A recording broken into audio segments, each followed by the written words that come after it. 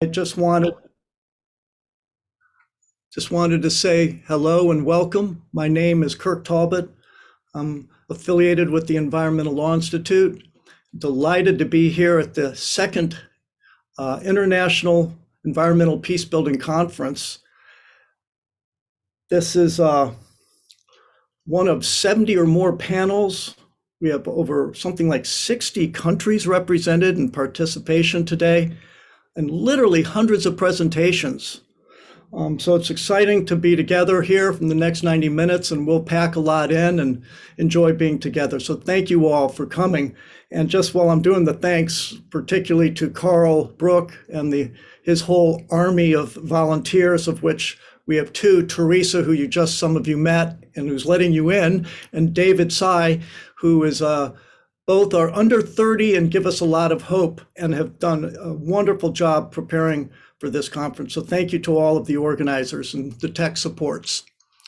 So before we begin, let's just remember that we have an anti-harassment policy that's very clear, and Teresa will put that in the chat, so that's available. Take a look at that. So we just stay within the civil boundaries, so I'm sure we will. But that's sort of the housekeeping. What we're going to do is I'm going to launch right into introducing our panel today. As you know, this 4-day conference is dealing with a huge subject area of environmental peace building, and a whole lot of the panels have focused on pretty depressing scenarios with accelerating violence and deepening environmental crises unfolding. And we see this every day in bleak headlines. But this panel is special, and it's people that are real experts on the front line who have come together, given their time and expertise to help us look for pathways forward that are positive, that are real, in spite of the constraints that are so operative in the political economic context in which these folks are working.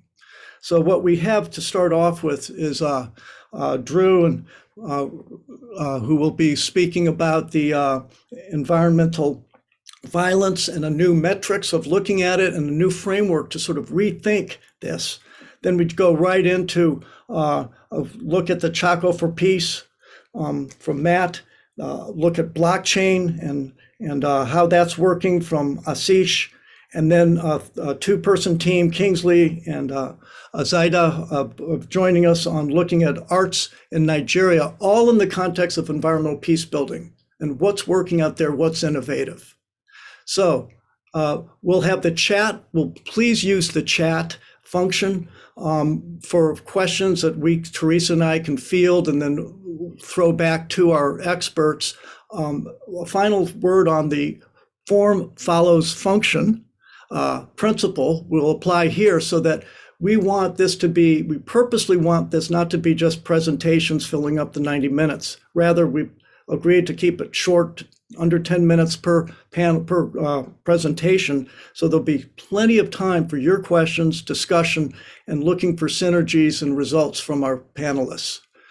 All good, folks? All good, panelists? We ready to roll here? So let's just go right in. Drew, over to you for a new rethinking of environmental peace building. And thank you all again for joining us. Wonderful. Thank you, Kirk, for that wonderful introduction, and for everyone at the Environmental Peacebuilding Association for making this opportunity available for us over the last few days. As everyone's noted, lots of screen time, but also lots of generative work out there that have made it all a great experience, I'm sure, for all the folks here.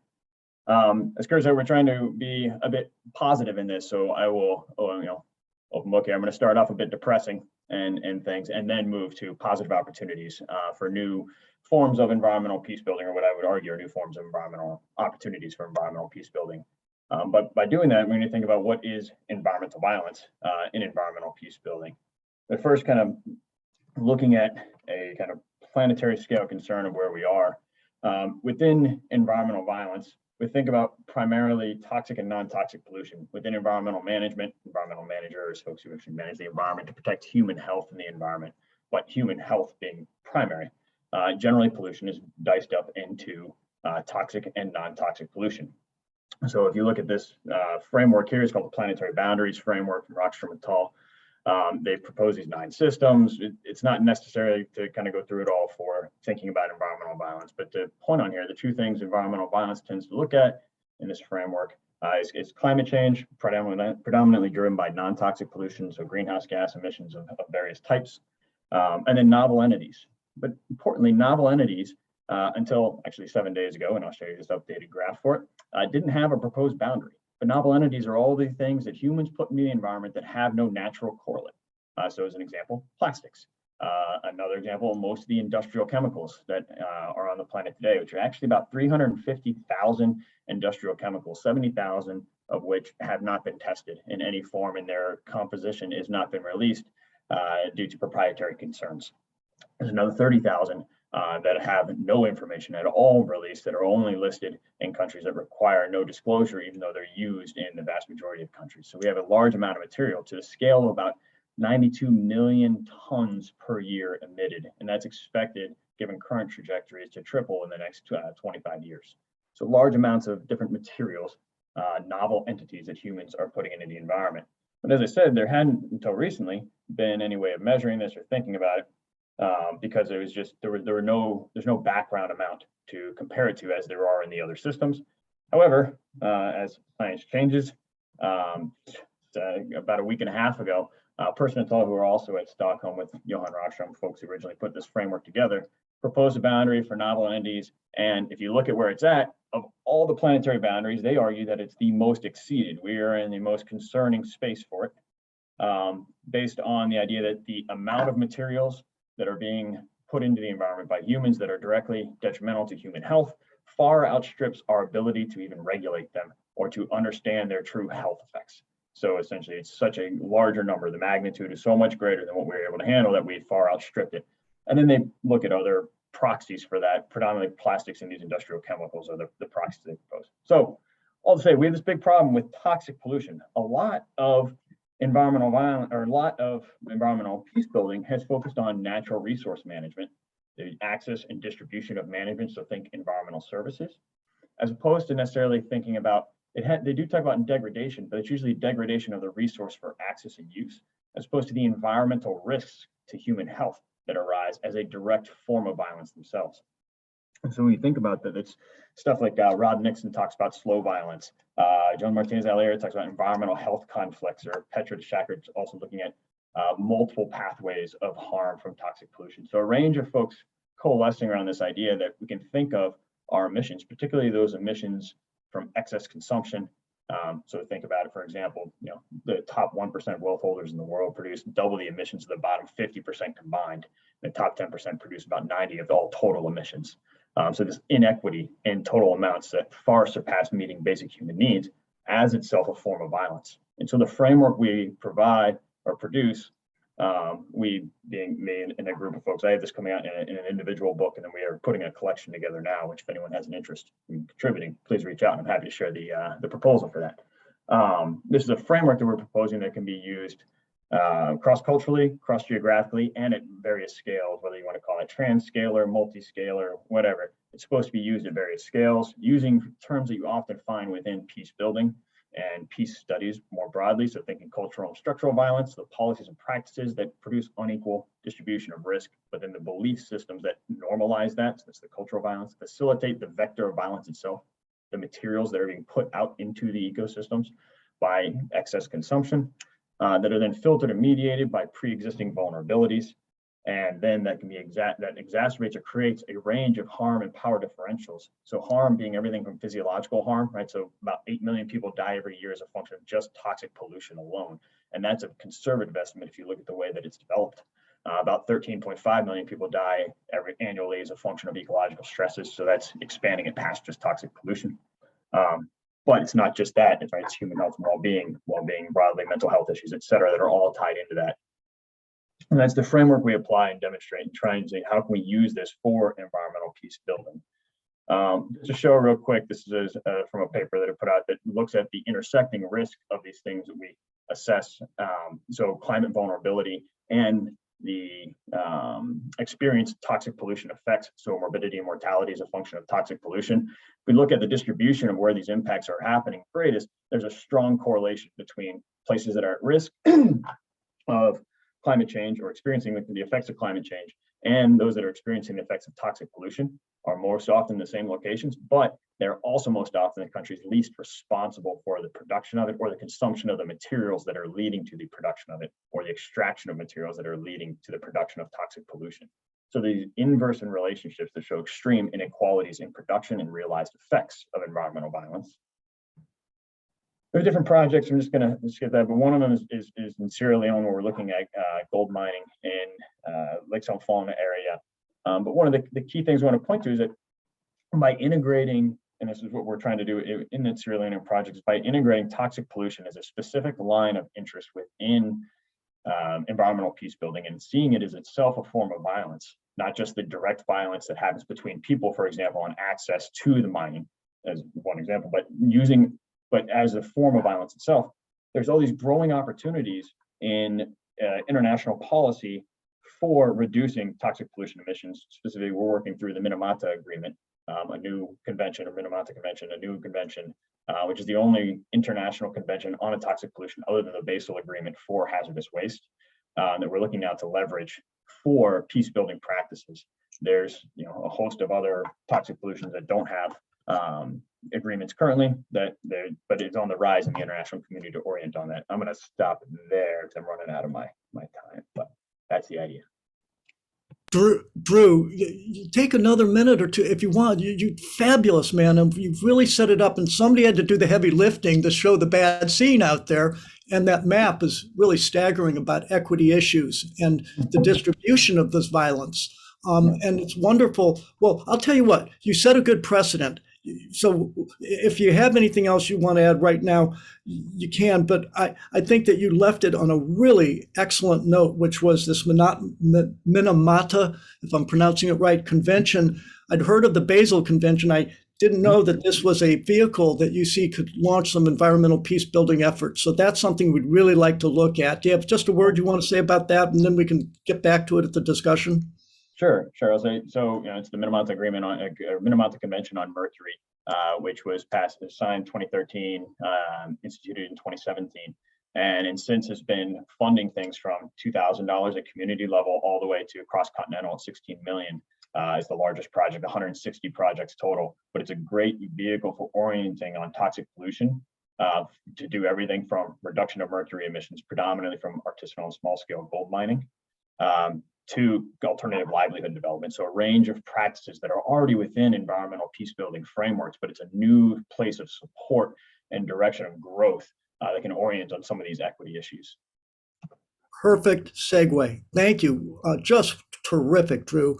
Really. So thank you so much. So, Teresa, we've asked a lot of you. I don't know if you've managed to be able to get all of us samples of chocolate over Zoom that we can taste, but someday we'll work on that. But we're launching into Matt, to something we're all looking forward to, is to hearing how this Chocolate for Peace works. So Matt, over to you. Thanks. Yeah, thank you, Kirk. This is exciting for me to be here.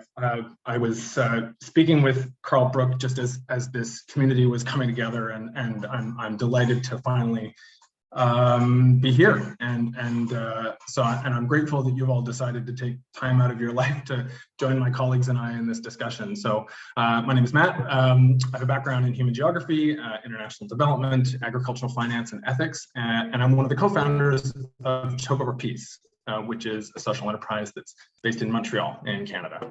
And I spend a lot of time thinking about what the world might look like in 100 years and beyond. What is possible for our species?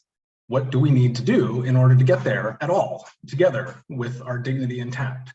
What is standing in our way? And how can we leverage our heads and our hearts and our hands towards dismantling some of those obstacles?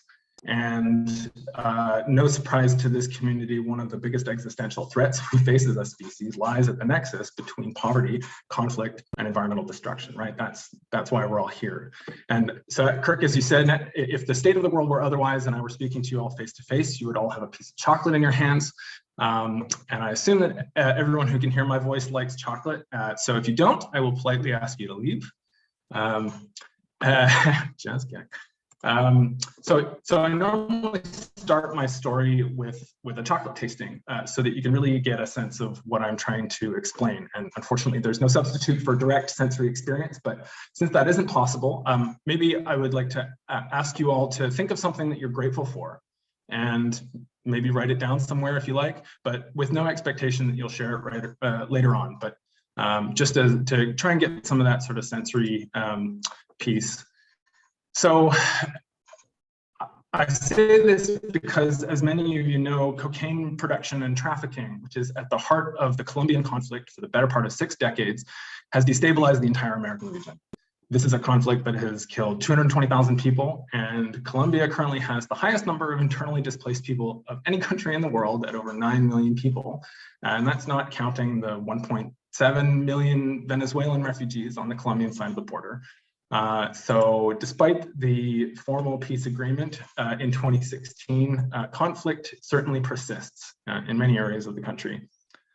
So part of this peace process— Matt, sorry to interrupt. 1 second. I just Sure. want to double check if there's a PowerPoint presentation you want to be sharing at the same time as this. Oh, did I not do that? I thought Right I now had... it's just notes, so I just want to make sure the visuals. Oh, that's weird. Okay, I don't know why it's like that. Let me try that again. That's peculiar. I don't know why you're only seeing notes. I'm sorry about that, folks. Are you seeing the same thing? Yes, that looks like the PowerPoint screen. That's correct. Okay, sorry about that. That's weird. Okay, pretend this was here the whole time. So part of the, here, I'm gonna just go to the next slide here. Hey, Matt. Oh, there you go. Yep. Great, thanks. So part of the peace process was to create a crop substitution program. What's that? Are you still seeing my notes? Yeah, we're still seeing them. I don't know why that is. We can also share the presentation for you, Teresa and I can, and you can read off of your notes if that you'd like. Oh, that's annoying. Okay, well, hey, yay, I'm reading. Why don't I send a quick link here to you, awesome. Teresa. Sorry, everybody. No problem, Matt. This makes it, now everybody knows this is authentic and real.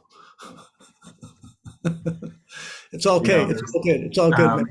Here, I'll send this directly to you, Teresa, here in the chat. But continue with your story and story, and then we can get back to the visuals if we need later, if you want, or if it's not working. It's not. The visuals are not really essential. I mean, there is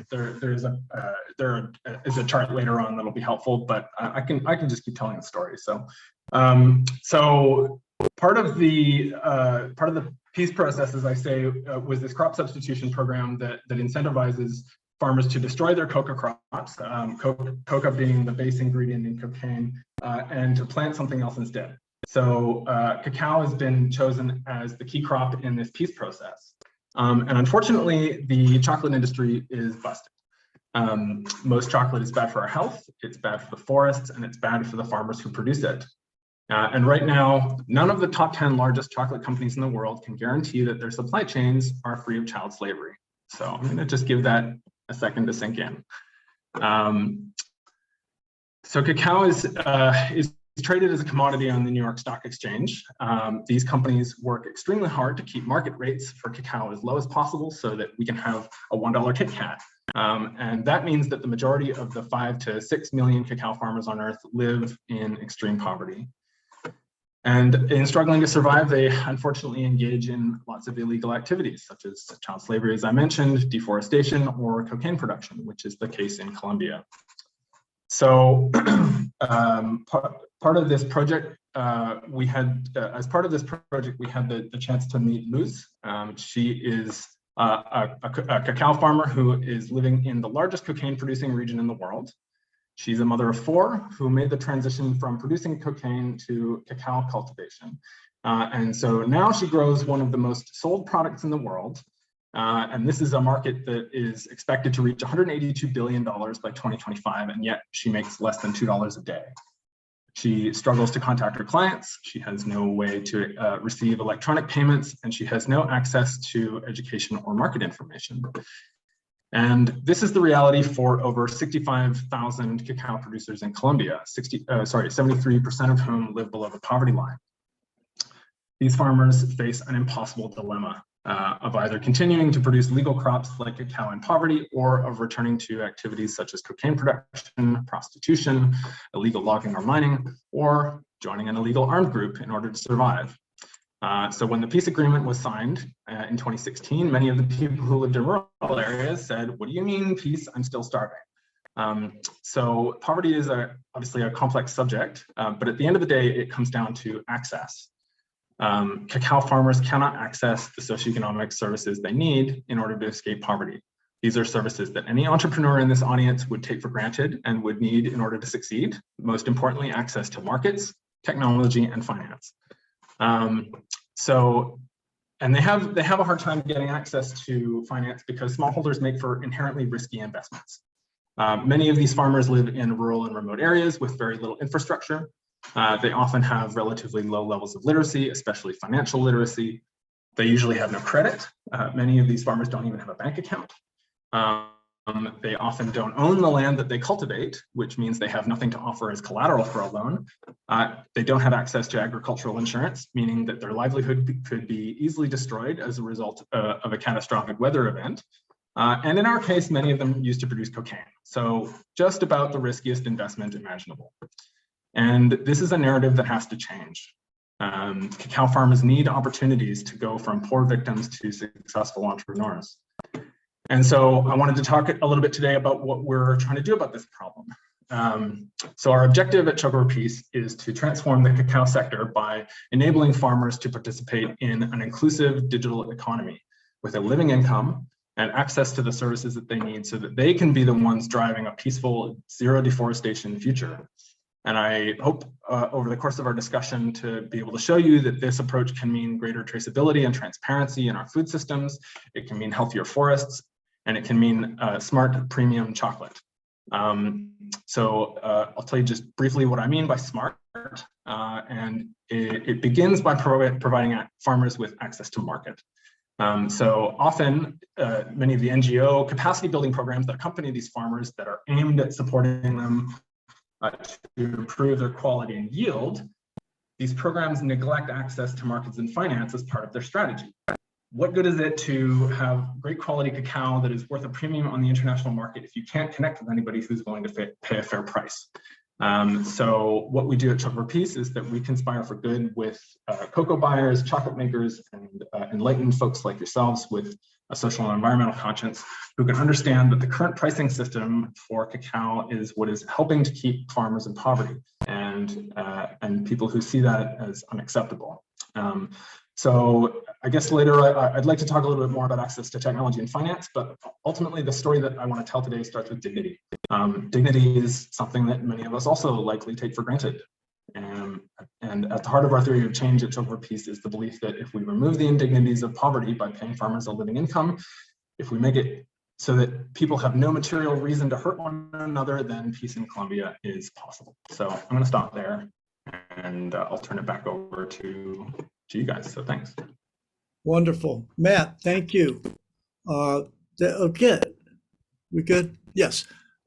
Again, terrific presentation. Thank you for keeping it short and whetting our appetite, not only for chocolate, but to understand deeper how you've made this connection. I did not hear, you said you wanted to get into technology and something else later. You said, what was the other second? Access to finance, yeah. Finance, okay, so we'll make note of that. And I think thank you for bringing up the concept of dignity. We don't hear that a lot. And that has everything to do with everything. So it's wonderful to give that case study, and we're going to get back to you with some questions. And I think the organizers of this conference had something together because there's a flow here. We're going to go right into blockchain with Ashish. And Ashish, where are you zooming in from? I'm from Calcutta, India. It's 10 p.m. here. Right. And Matt, where were you calling in from? Normally I live in Montreal, but I'm in Merida in Mexico at the moment. You are. And how about you, Drew? I'm on Notre Dame's campus at South Bend, Indiana. Okay. We've got a little global thing coming on with Kingsley, and Zaida can tell us where they're well, how about go ahead, Zaida, where are you calling in from? California. And Southern Kingsley? Cali. You can't hear you. Take the chat, the mute off, Kingsley. Yeah, I'm connecting from this very beautiful hilly city in central Nigeria. It's called Jos. Great. Well, we can't wait to hear from you after Ashish. So Ashish, we've just heard about this access to markets and premium pricing and finance and these issues that are really come up in blockchain. So can you help explain what you're up to with blockchain out there, okay? Sure. So I'm going to share my screen in just a second. Okay. I hope it's all visible, right? Yes, looks great. Yeah. Okay. So yeah, so welcome everyone. The topic of my presentation is going to be blockchain and the sustainable development goals. Okay, so how do we invest them with this emerging technology?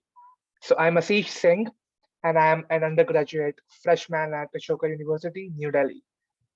So, of course, the majority of the world's current environmental problems can be tracked back to industrialization, right? Particularly since the great acceleration in global economic activity since the 1950s. Now, while this delivered impressive gains in human progress and prosperity, it has also had unintended consequences, namely, with respect to environmental peacebuilding, and so on. But now we are currently passing through the fourth industrial revolution, and as this gathers pace, innovations are becoming faster, more efficient, and more widely accessible than ever before. Technology is being widely and increasingly connected, and we are now seeing a convergence of the digital, physical, and biological realms. And within all of this realm of innovation, we have something called the blockchain.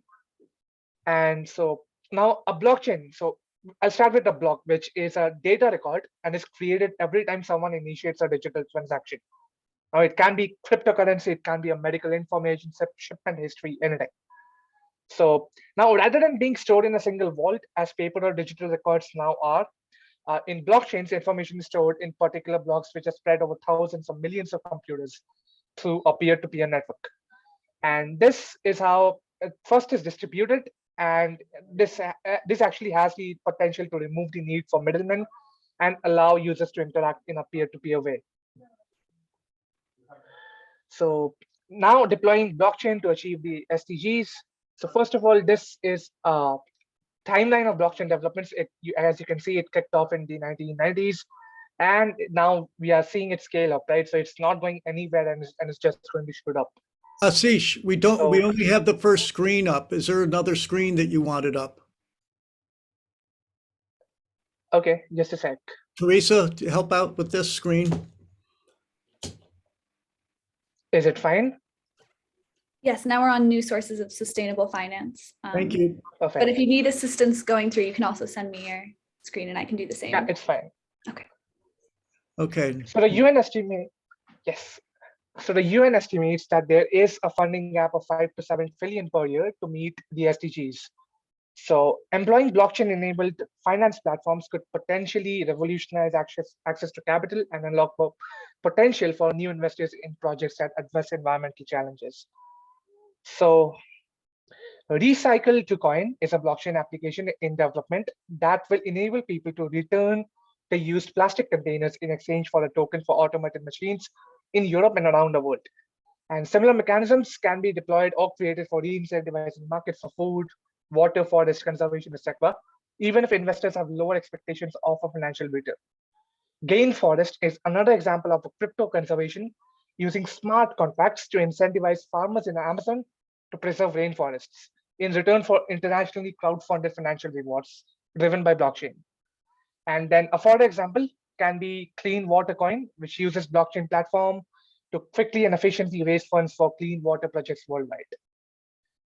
So today, 90 billion tons of resources are extracted every year to meet consumption demands, and that number is expected to more than double by 2050.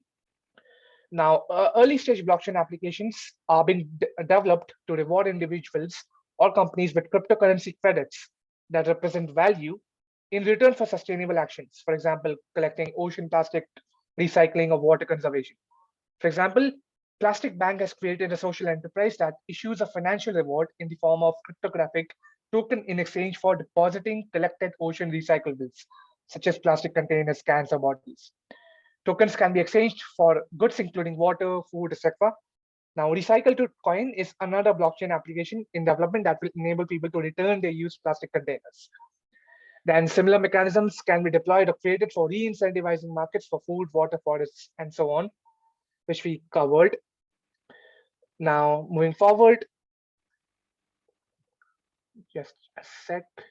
Yeah. Now, in Moldova, where around 74% of energy is imported, fuel prices increased by more than 70% in the last 5 years. So UNDP has partnered with the Sun Exchange, an online marketplace that finances solar power with cryptocurrency to install 15,000 square meters of solar panels on one of the country's largest universities. Now, owners of the solar panels can lease them out to hospitals, businesses, schools, etc. And they receive solar coins based on the amount of solar energy produced. And the recipients are charged for every unit of electricity they generate, covering the cost of equipment, etc. for 20 years. So this alternative finance mechanism will help cities, businesses, and potentially private homes to meet their basic needs, knocking off several global goals at once. Now, because almost every country in the world relies on global supply chains, efficient and transparent chain management should be priority for all. So in Ecuador, where generations old cocoa farming businesses are on the verge of collapse because they do not receive fair pay for their work, as Matt just referred to. So UNDP and All Fent Lab and Amsterdam's Fairchain Foundation are developing one of the world's first blockchain shared value chocolate.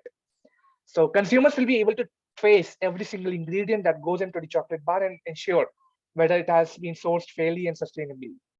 So now, traceability through technology will positively influence consumer purchasing behavior, directly helping the livelihoods of thousands of farmers and making sure that all the cocoa is sourced fairly without, environmentally adverse practices. And let's move on. Now, because almost every country on the world currently relies on global supply chains, as I referred to, so transparent supply chain management is a priority, and blockchain is increasingly making that possible. So as we move on, we are seeing an increasing sort of sophistication of the blockchain technology, and I'll stop sharing screen. And this is something which I would like to talk to you all going forward. Thank you. Hey, Ashish, that's wonderful. And a lot of us have found blockchain sort of confusing from the get-go. So maybe we needed a freshman in college to dumb it down for us so we could understand it and apply it to the real world here. So there was nice synergy with both the previous presentations. Thank you so much for that, really. And let's just go ahead with the fourth and final presentation so we can jump into a fireside chat here and dig out some of the commonalities. So Kingsley, should I have you start, or Zaida, who would like to start? And tell us about, maybe go with you to Nigeria to understand the role of art. Yeah, thank you very much, Kirk. And it's a great pleasure to speak on a topic that I'm very passionate and enthusiastic about. And I'm just so excited that we're able to collaborate with Zaida and Professor Richard Matthew on this. So I am Kingsley Madweke. I lecture at the Center for Conflict Management and Peace Studies here in Jos, Nigeria. And I'll just jump into it. And I want to start with just highlighting the research problem and central question. Then I'll give you a little background. I'll go into the story of Jos, which I think is extremely fascinating. So we do know that there's a huge body of literature that investigates and reveals the effectiveness of arts-based approaches in peace building. This literature is quite huge and still growing, especially in relation to Jos here. But we also know that this literature, most of it methodologically has been theoretical and qualitative in nature. So it is difficult to tell the extent to which these arts-based approaches in peace building really impact on peaceful coexistence in a very systematic way or in a very concrete way. So what we did was to design a program that will help us to evaluate in concrete terms, statistically, the effectiveness of arts in peace building. So can we jump to the second, can we shift to the second page? I think we have 2 pages, yeah. So this is the story of Jos. So the city of Jos is geographically located somewhere in central Nigeria, in fact, in the heart of Nigeria. And 2 decades ago, something happened in Jos. In 2001, September, there was an eruption of violence. Before then, there were political contestations between ethnic groups, but it was the first time the city witnessed a major large-scale violence. In fact, before the violence erupted, Jos was known as the home of peace and tourism. It was famed as the most peaceful city in Nigeria and the most diverse. So it was very, very shocking, but also fascinating that overnight, people that were living as neighbors, very cordial neighbors, started killing each other. And this repeated itself for the last 15 years, where there was a large-scale violence in 2001, in 2008, in 2010, and then the Boko Haram violence. Boko Haram started targeting Jos, and we had several bombings, at least 10 incidents of bombings that further polarized Christians and Muslims. And after all this, over the last decade, there have been a lot of peace building programs by international NGOs, by grassroots organizations, and by government agencies. And but one of the major problems with this peace building efforts is they usually engage community elders, and even when they engage youth or young people, the people they engage are the youth leaders. So what you have is a situation where the people that are at the center of violence, the people most affected by violence in marginalized communities, have been systematically excluded from peace building programs. This program, this project, if you like, is trying to kill 2 birds with a stone. On the one hand, we want to evaluate artistic approaches to peace building. And on the other hand, we want to engage youth in marginalized communities that have been at the center of violence, have been affected by violence, but have been excluded in peace building programs. So that is the gist of Jos. I'm sure during the question and answers, I can go deeper into it, but now I'll step aside so that Zeta can tell us about the program, the methods, and the findings. Thank you. Thank you, Wonderful. Kingsley. Wonderful. Thank you, Zaida. And just introduce yourself a bit too, Zaida. The floor is all yours, and thank you both. This is terrific. And we have a third person, a teammate, Richard Matthews, who's actually on another panel right now who can't join us, but I know Richard, and he's a wonderful leader in this field. So it's exciting to have your team here, Zaida. So floor is yours. Hi, everyone. Thank you, Kurt. I'm Zaida Sorrell Medina, and I'm a PhD candidate at the University of California, Irvine. And I'm going to go ahead and present how we were able to tackle what Kingsley mentioned.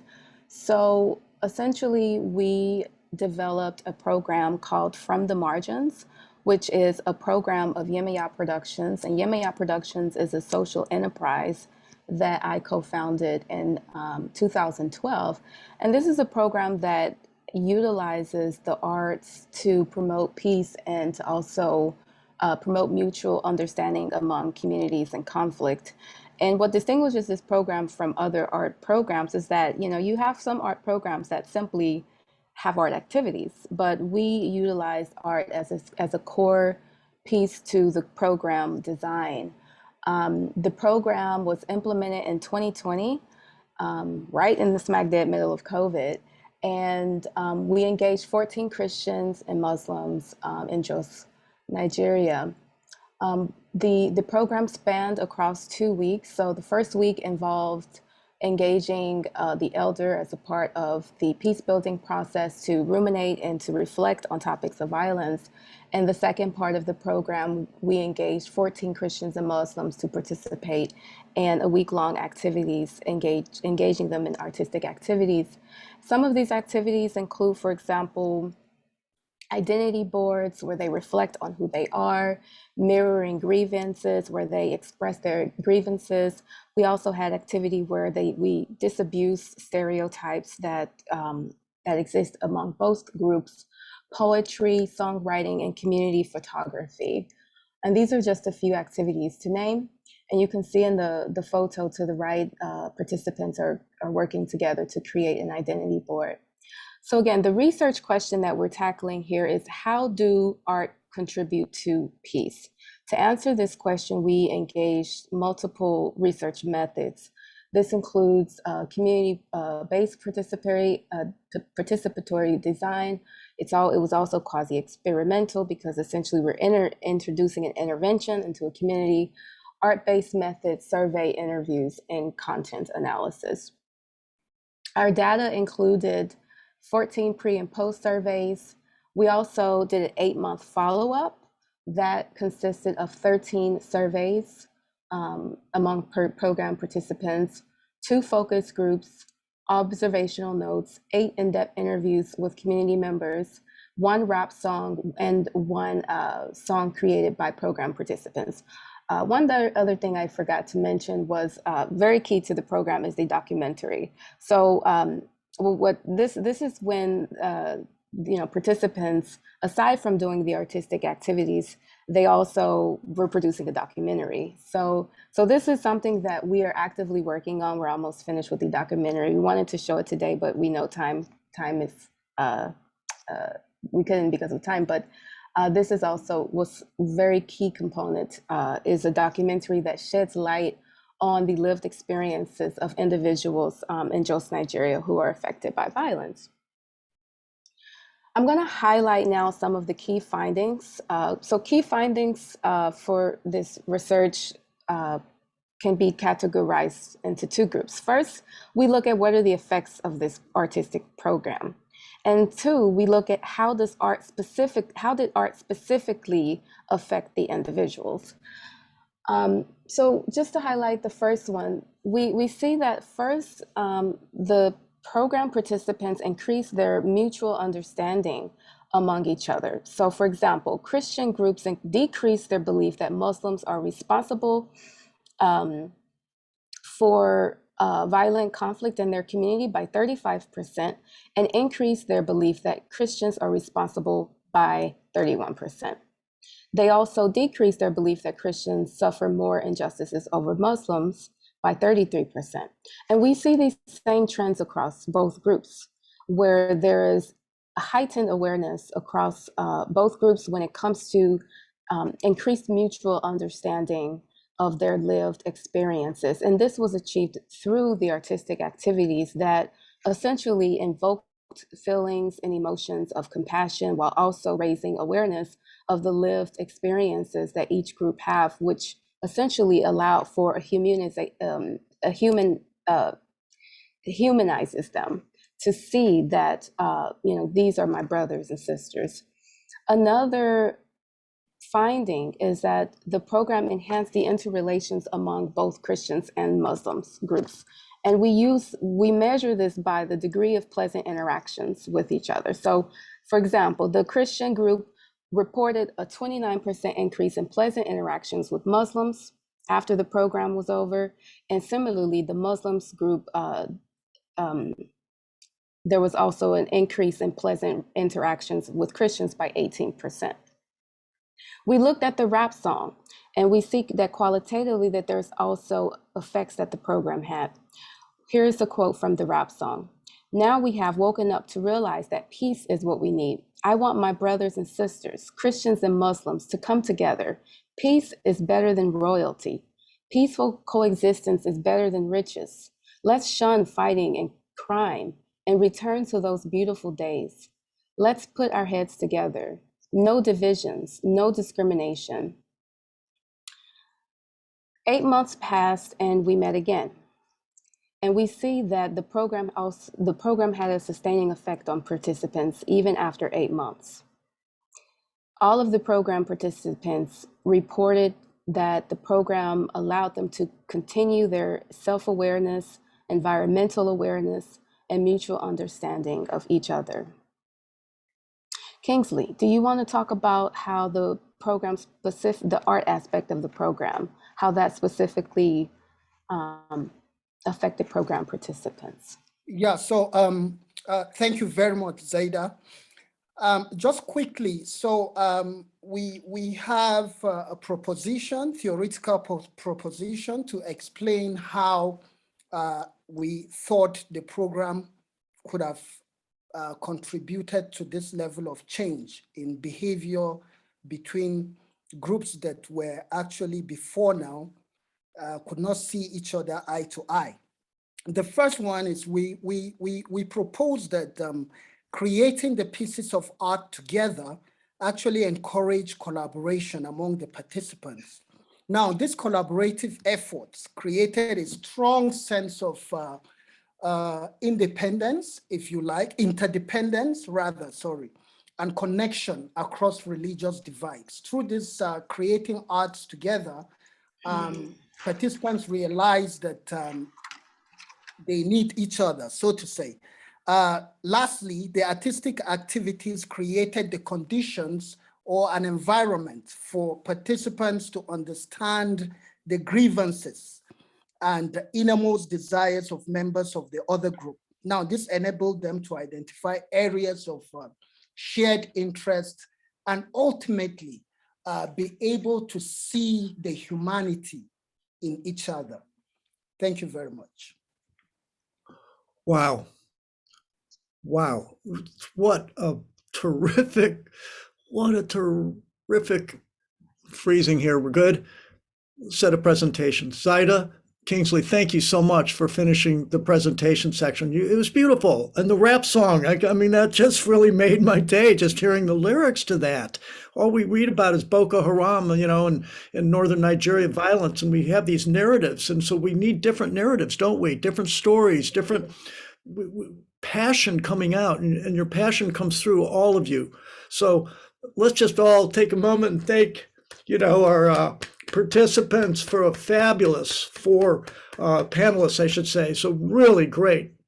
Namaste, salute to you all. So this is now another exciting aspect there where we can delve in to questions, and several are coming up on the chat. Please use the chat for anybody who'd like to ask questions or make comments.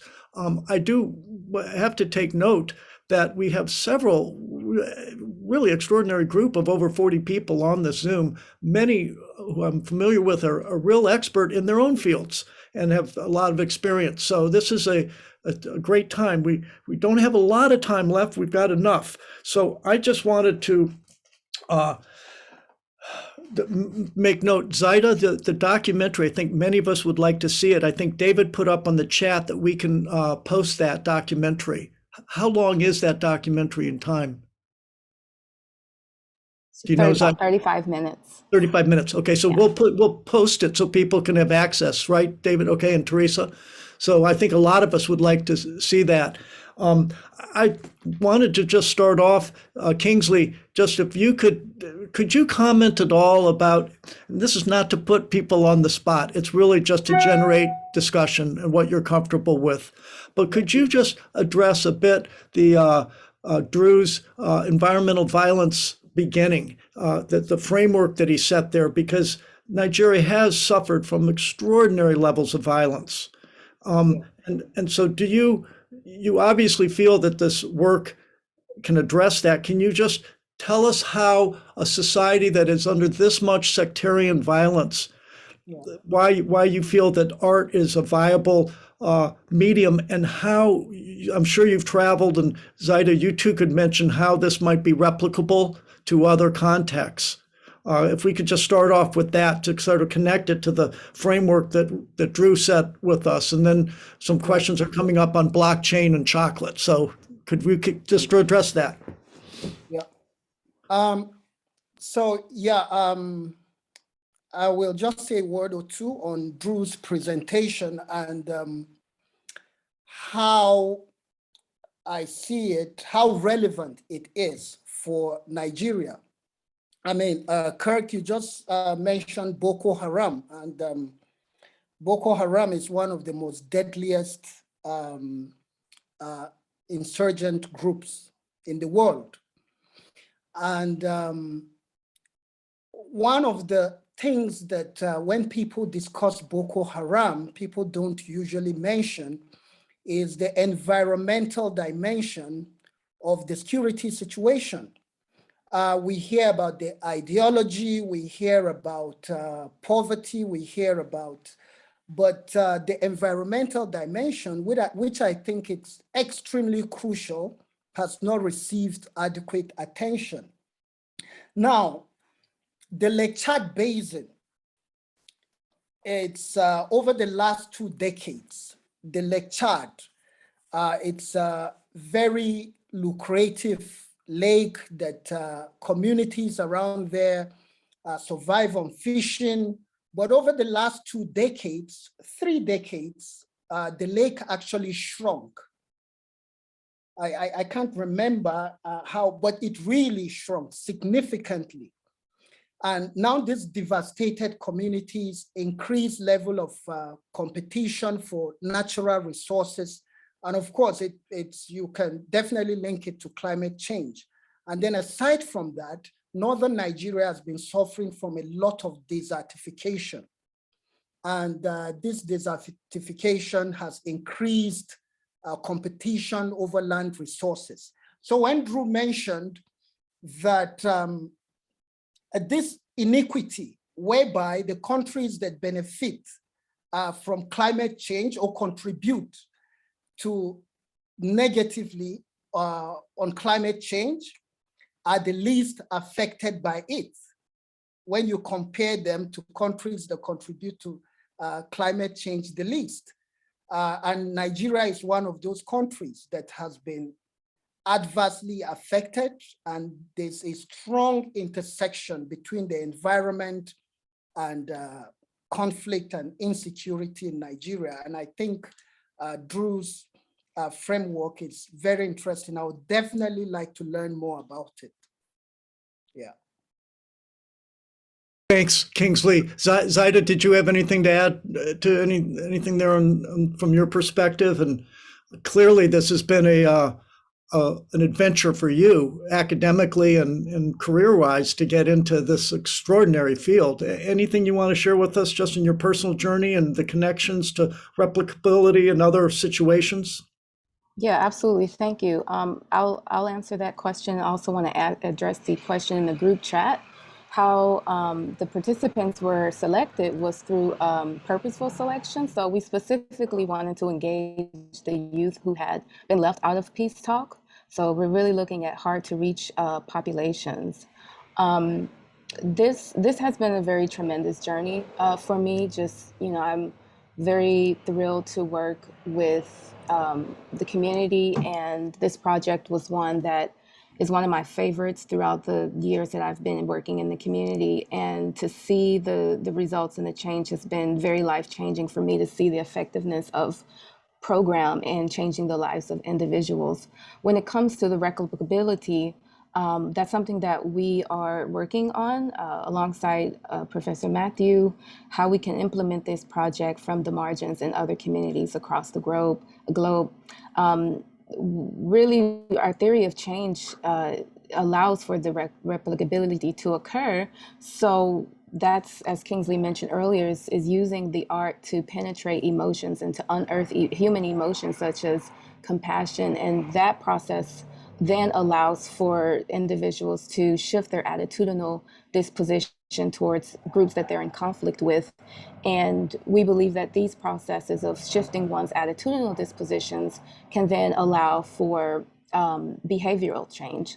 So when we think of conflict, it's not just looking at violent conflict that we hope to address with this program, but we believe that the program can be applied to other settings where we seek conflict manifesting across in communities. Thank you for that very thoughtful response, Zyla. Let me just ask Richard, Ashish, Matt, do you all want to jump in with questions for your colleagues here on the panel? Sometimes the best discussions are, you've heard each other. We've worked together last 2 weeks to prepare for this. Terrific presentations. Do you have questions, or I have specific things we can follow up and go to the chat, but I wanted to give an opportunity to you all to ask questions of each other or pull out anything that you heard from your colleagues' presentations that really resonated that we can share as a group here. I mean, I have less of a, sorry, Ashish, you have your hand up. I'll let you go. Yeah, I was gonna address you, Matt. So I know you're driving this venture called Choco for You, and you're working in the area which I also addressed in my slides. So I want to understand what is the potential to scale up technology, or let's say blockchain or anything tech in general, to help drive that, your attempt at getting dignity to these people involved on the cocoa fields. Yeah, great question. Thank you. So it really, I had a hard time figuring out how best I wanted to come and talk about this, because there's so many intersecting fields here, right? We're talking about peace building, environmental issues, we have blockchain, we have access to finance, we have cocaine production, conflict, all of that stuff, right? So in turns, Choco for Peace can sometimes look like a peace building company, sometimes it looks like a blockchain company, sometimes it looks like a chocolate company. But really what we're trying to do, what we're really we're an access to finance company, right? A risk mitigation company. So, investors need to feel safe to mobilize their capital down at the bottom of the pyramid where people need it the most. And so you're asking about blockchain. So we're using a light blockchain solution to help trace the products from bean to bar. So you'd mentioned the Fair Chain Foundation, very similar to that. And we built something called the Decentralized Inclusive Economic Network. And this is a platform that's integrated into a ruggedized smartphone that gets put into the hands of the farmers. And they allow us to record key transactions in the supply chain, right? So you can use IoT devices at the cooperative level to demonstrate the cacao's quality and provenance, of course, right? Which we can then directly communicate to potential buyers. It allows us to communicate inventory information, and then it allows chocolate makers who are buying this cacao to add value to their products, right? Because they can say, look, this is the name of the person who produced this cacao. This is where they live. This is the social and environmental impacts that you can have. But it also allows consumers to make educated decisions about our consumption habits, right? And as I say, the social and environmental impacts that we can have. But really where this comes in is that it allows us to lay the groundwork for access to business services like banks, right? Or agricultural insurance products to help finance producers' working capital, right? So I think it was also you that had mentioned alignment with the United Nations Sustainable Development Goals, right? Now you don't have to trust the literal white man when I tell you that something is true. You can just go and see for yourself. So that's really where the power truly lies. Like if I can demonstrate to an investor with immutable transparency that a farmer has access to a buyer, right? You can see the smart contract. You can see that they're generating revenue. That's more likely to enable an investor to part with their finance. Similarly, if I can demonstrate they have access to an agricultural insurance product, then it doesn't matter if there's a hurricane that blows through and destroys a farmer's crops. The investor is still going to get some of their money back. Right, so really, it's trying to if you can do this at scale, like you can do this. We're starting with chocolate because chocolate is sexier than onions, but really you could do this in any commodity in any geography around the world, and scale it up. So we're starting with cacao in Colombia, but the objective is to scale to other areas that experience conflict as a result of cocaine production, right? Venezuela, Bolivia, Guatemala, and again, there's so many opportunities to scale this. So does that answer the question you're asking?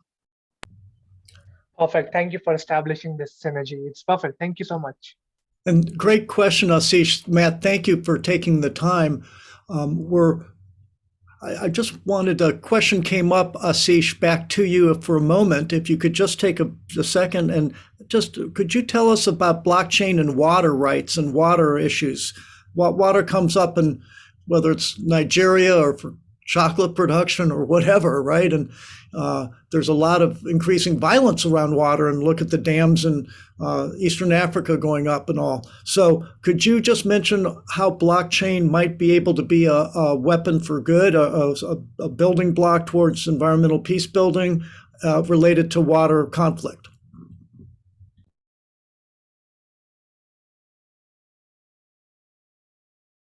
Yeah. So there are different initiatives across the world, and all of them are focused on one or the other niche of sustainable development, right? Natural resources. Now, water is one of them, and one of the many initiatives that come up in this field is the clean water coin.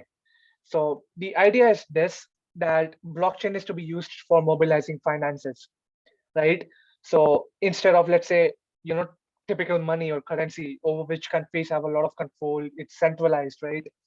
And then there's currency fluctuations, etc. And then you cannot sort of reach out to people in conflict zones or where you do not have banking services, let's say.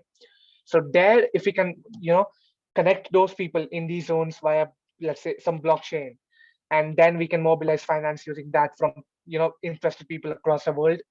And for example, there are regions where some countries, for example, I think it's called the plastic base, and they are incentivizing people to clean up the plastic across beaches, etc., and get cryptocurrency in return. Those can be named anything, and the same concept applies to clean water. So you clean water, you establish such processes, and then once that's done, you get coins. So that's how you interact. You set up an ecosystem like across the world, and that's how you interact based on blockchain. And that brings in transparency, and that helps mobilizing finance as well. So that's it. Amazing. Terrific. Thank you for a really clear response. At this point, I would like to open it up, Teresa, if we can, to the group of participating in the Zoom, our friends in the audience, if you will. And it's okay for them to just take off their mute, right? And just ask a question directly of any of the panelists. Can we just take a few minutes? If anybody in our group watching here who's taken the time to be with us has any questions, comments at all. Is that all right, Teresa? Yeah, that's fine. People can also raise their hands just if too many are jumping in, but please go ahead. We'd love to hear from you.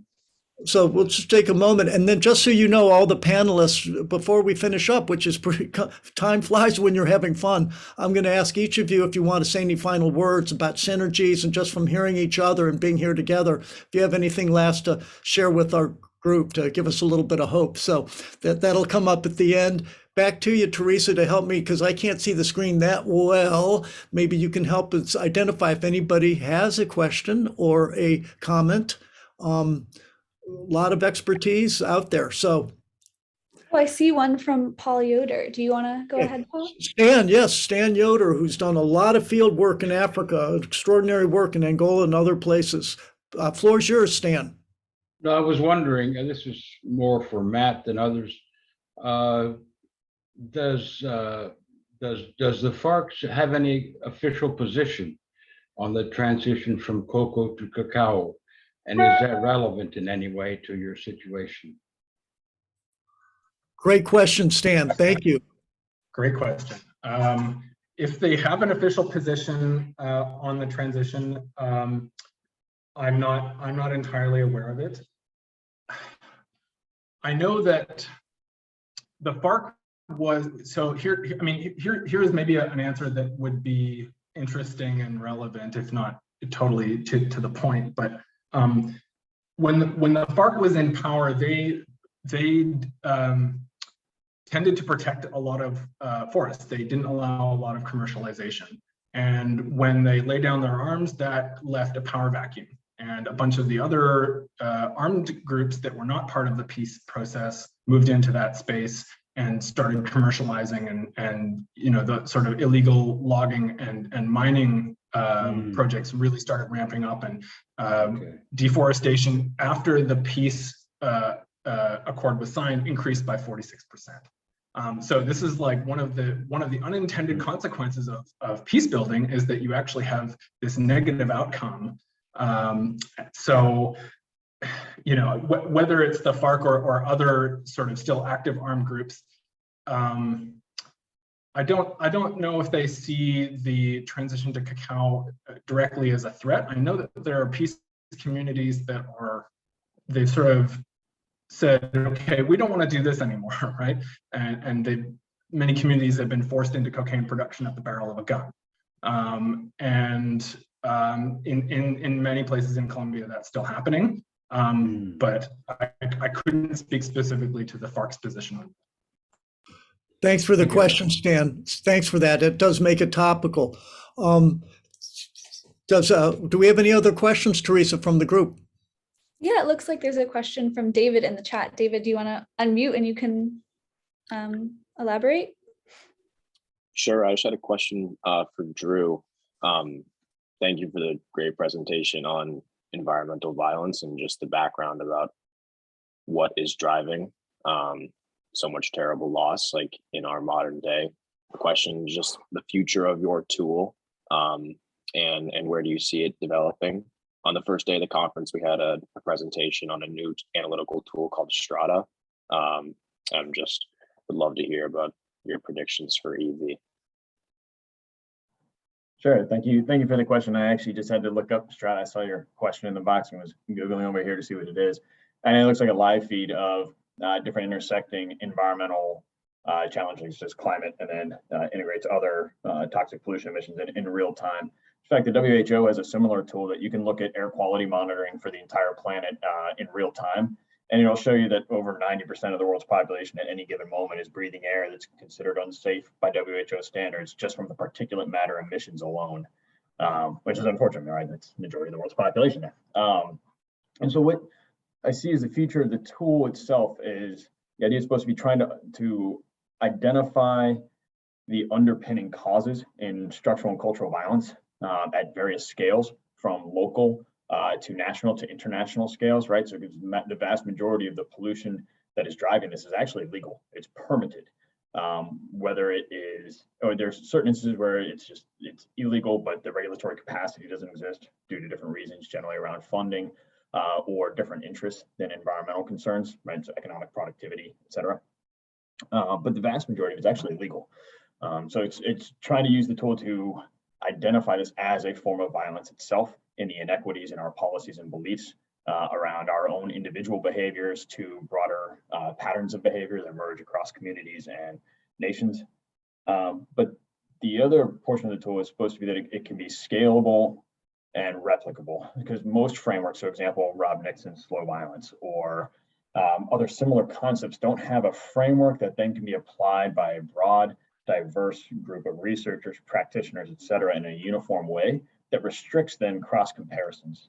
So it doesn't allow you to think about what are the, so it's born out of a systems framework. What are the different connections and networks present in the causal chains that can then be oriented on, right? Because if you just say in a local area, stop gold production, like where I'm in Sierra Leone, stop gold production. One, you're depriving people of a necessary livelihood, but you're also not solving the problem, which is the ultimate demand of the gold itself, which isn't actually a good discussion of that. So it tries to highlight those. And one of the ways that we're trying to demonstrate this broad use, as I mentioned, we have this collection going, but actually we have, so it's a collection on environmental violence where we're inviting people to produce a range of contributions, which actually includes art, pieces of art that we've commissioned. Like Padre Otuoma is going to is writing a poem for us. We have several pieces of art to demonstrate the more evocative understandings of environmental violence to political scientists, economists, and approaches that they look at for environmental violence. So showing how thinking about it, our emissions as a form of violence, an actual, a vector of violence that we then put into a shared ecosystem that harms somebody in different ways, different perspectives to get people to buy into that idea. Because they say currently it's legal. We don't, so our policies say that we don't actually see it as a form of violence. So that's the hope is for the framework to elucidate that and get more buy-in in that as we adjust practices. That's terrific. Yeah, it's fascinating. Thank you, Drew. Thank you, David, for the question. And again, it's really great to have folks from college, in here in this discussion with us. And Drew, you've really helped sort of provide a framework for us to look at some of these other case studies. So we're starting to run out of time here. And I want to just note that really great participation. We have Sarah Song from a Korean lawyer who's worked on intergenerational equity here on our call. We have Laura Jean Palmer, who's done work in Afghanistan on sort of geography and social work, and we've had Liz Fanning, who's here, started a Core Africa, which has just gotten a big grant to expand a Peace Corps type activity across Africa. These are just a few of the people that I'm seeing on our group. So the lessons that you have shared, our panels today, are really having an impact just in terms of sharing knowledge. So thank you for that. Why don't we just go around and back, I'll go to Matt. Any last words? I want to give each of you a last sort of chance here to comment. We're going to finish a little ahead of time as a gift, and then everyone's going to go get a piece of chocolate after all this discussion, or lunch or dinner or something. But it's really been great. And I just want to thank you all and the questions that have come in. Let me know if there are any other ones, Teresa, that we want to squeeze in. But let's just turn to you, Matt, for any final words, if you have anything, and anything you picked out of the last 70 minutes together that we can take and, have the candles burn a little brighter in the darkness. Okay. Thanks, Kirk. Yeah, I mean, so I've just been talking about Colombia, and 65,000 farmers in the cocoa sector, but the larger relevant fact here is that there are about 500 million smallholder farmers around the world that can't get access to finance, and this totals about $500 billion. And these are the people who grow our food, right? They can't get access to the finance they need to implement a set of sustainable agricultural practices that is going to allow them to protect the environment that we are going to need going forward. So this is called the smallholder agricultural financing gap, and I guess really I'd like to just say that we're really in need of new innovative financing mechanisms on a global scale to be able to address this problem. Like for me, this is something existential. If we don't get this right, this is one of the things that is going to be standing in the way of the world that we want to live in 100 years. Thank you, Matt. Thanks for boiling it down. Ashish, probably over to you because blockchain, it's not a panacea. It's not going to solve the world's problems per se, but it could be help in the right direction. Any final concluding comments, Ashish? Exactly. So it's not going to solve the world's problems, but of course, it's a step in the right direction. And even today, when we say blockchain or crypto, a lot of people tend to take it only in the sense of, some currency in the darkness out of which people tend to mint money or something. It's not just that. And as we, proceed deeper into the fourth industrial revolution, and as the technological sophistication starts to deepen, it is already deepening. We are going to see we are going to have to integrate these technological innovations with sustainability, right? And going forward, the 2030 agenda. Till then, I think the smartest way would be to sort of complement our entire global environmental peace building efforts with these. And as I discussed in my slides, you can do what not with blockchain, right? You can mobilize finances. You can sort of make sure that you're sourcing your products ethically, that your consumption patterns are not sort of contributing to deforestation. So each of these things, I think if you sort of complement this with tech and with blockchain, I think going forward it's going to be great in terms of environmental peace building. And I'm glad you guys came here and I'm able to sort of convey this thing. So now we can go home and sort of contribute to this and sort of welcome this innovation in our individual and collective capacities. Thank you. Thank you, Ashish. It's wonderful, really warming words. Kingsley, Zaida, back to you for any concluding thoughts from this panel together. Sure. All of us are doing great work, and I just want to thank everyone, not only the panelists, but the folks who are out there here. I really want to thank you all for the work that you're doing. Burnout is real, and like Kurt, as you mentioned, this is very bleak. We need to have hope, and part of my meat and potatoes looks at how individuals contribute to social change, and we do see that there are effects of individuals contributing to individual outcomes. So I just want to continue to urge you all to have hope. I know this is happening now, violent conflict is happening now, but we need to have hope. And I just want to urge you all to continue to contribute to social change, whether it's through, community building or research. We are all in this together. We're all connected, and we have the ability to contribute to change.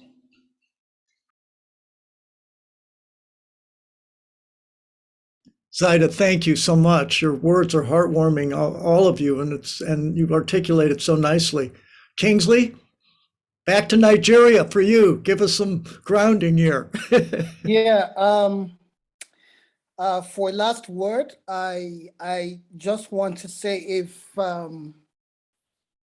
you look at one of the spine of the presentations, is they've all paid attention to marginalized communities.